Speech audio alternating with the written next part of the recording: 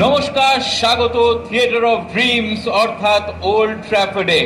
ক্ষণিক আশার কিরণ দেখতে পাওয়া ম্যানচেস্টার ইউনাইটেড আজ তাদের বিভীষিকা ব্রাইটন অ্যান্ড হোভ অ্যালবিয়নের সম্মুখ সমরে। থিয়েটার অফ ড্রিমসে ইদানিংকালে বারংবার ব্রাইটনের স্বপ্ন পূর্ণ হয়েছে। শেষ তিনবার এই মাঠে এসে তারা জয় হাসিল করেছে। প্রিমিয়ার লিগের শেষ 7টা সাক্ষাৎকারে 6বারই রেড ডেভিলসকে দমন করেছে নীল সাদা বাহিনী। তবে রুবেন অ্যামোরিমের সময়কালে এই প্রথমবার পরপর দুটো প্রিমিয়ার লিগ ম্যাচ জিতে কিছুটা স্বস্তির নিঃশ্বাস ফেলেছে ম্যানচেস্টার ইউনাইটেড।